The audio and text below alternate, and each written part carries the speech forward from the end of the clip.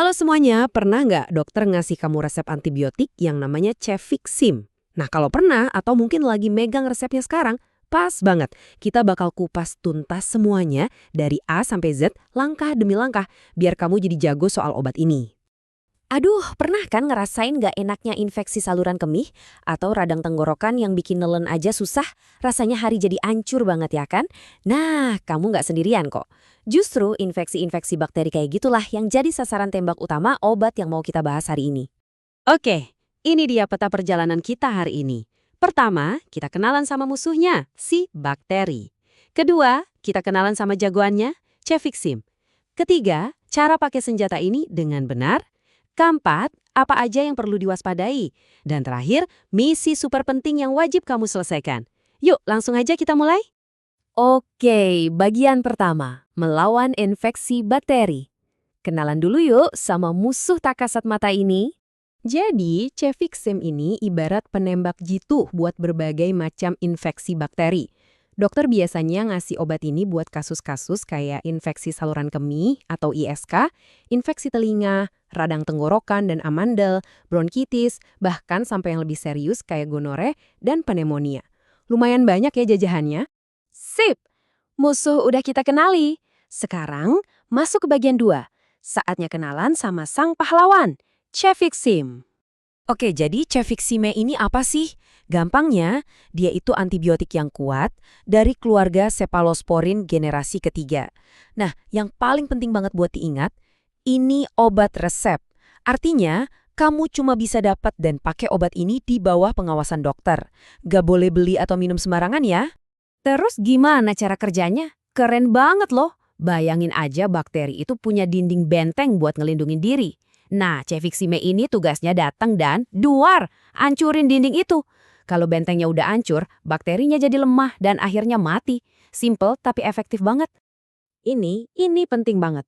Catat ya, Cefixime itu jagoannya lawan bakteri. Dia sama sekali nggak mempan buat lawan virus. Jadi kalau kamu kena pilek biasa, flu, apalagi COVID-19, ya Cefixime nggak akan ngebantu. Salah-salah pakai antibiotik buat virus, malah bisa bahaya loh. Oke, kita masuk ke bagian 3. Bagian paling praktis. Cara tepat mengonsumsi Cefixime. Dengerin baik-baik karena disinilah kunci kesembuhan kamu. Ada 4 aturan emas yang nggak boleh dilanggar. 1. Ikuti resep dokter plek-pleki-plek. Dosisnya, jadwalnya, semuanya. Jangan dikurangin, jangan dilebihin. 2. Usahain minum di jam yang sama setiap hari, biar kadar obat di badanmu stabil terus. 3. Ini enaknya, boleh diminum sebelum atau sesudah makan, fleksibel. Dan 4, ini yang paling krusial, habiskan semua obatnya. Aku ulang ya, habiskan, walaupun kamu udah merasa baikan di tengah jalan. Nah, sekarang pertanyaan sejuta umat. Duh, aku lupa minum obat, gimana dong? Pasti sering kejadian kan? Tenang, ada solusinya. Aturannya gampang banget. Kalau kamu baru ingat dan jedanya masih jauh ke dosis berikutnya, langsung aja minum dosis yang kelupaan tadi.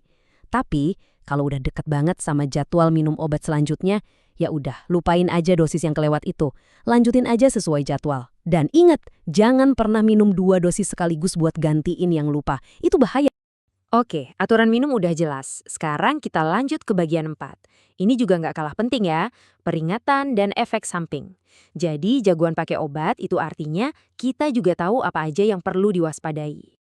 Kunci utamanya di sini adalah jujur sama dokter. Wajib kasih tahu dokter kalau kamu punya alergi, terutama sama penisilin, punya masalah ginjal, lagi hamil, berencana hamil atau menyusui, lagi minum obat-obatan lain, termasuk pil KB, atau mau vaksinasi dalam waktu dekat. Semua info ini penting banget buat keselamatan kamu. Kenapa harus jujur? Soalnya Cefixime ini bisa tabrakan sama obat lain. Contohnya, kalau diminum bareng obat pengencer darah, resikonya pendarahannya bisa naik. Atau buat para cewek, hati-hati, Cefixime ini bisa bikin pil KB jadi kurang efektif. Nah, ini alasan kenapa dokter harus tahu semua amunisi yang lagi kamu konsumsi. Sama kayak obat lain, Cefixime juga punya potensi efek samping. Yang umum sih biasanya ringan-ringan aja, kayak pusing dikit, mual, sakit perut, atau diare. Biasanya ini nggak perlu dikhawatirin banget, tapi tetap dengerin sinyal dari badan kamu ya. Tapi ada beberapa lampu merah yang harus kamu waspadai. Kalau muncul reaksi alergi parah kayak bengkak, susah napas, atau kram perut hebat, diare yang berdarah, atau tanda-tanda aneh kayak kulit dan mata jadi kuning, jangan tunggu lagi.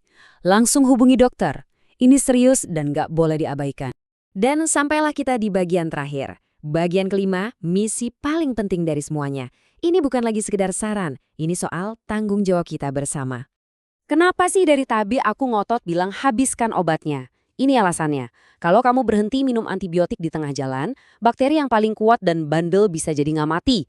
Mereka malah bertahan hidup, belajar, dan jadi superbugs yang mebal sama obat. Ini serem banget loh. Bukan cuma jadi masalah buat kamu, tapi jadi ancaman buat kita semua di seluruh dunia. Jadi ingat ya, tiap kali kamu menghabiskan antibiotik sampai tuntas, kamu itu nggak cuma nyembuhin diri sendiri. Kamu itu lagi jadi pahlawan kecil yang ikut ngelindungin kita semua dari ancaman bakteri super yang kebal obat. Keren kan?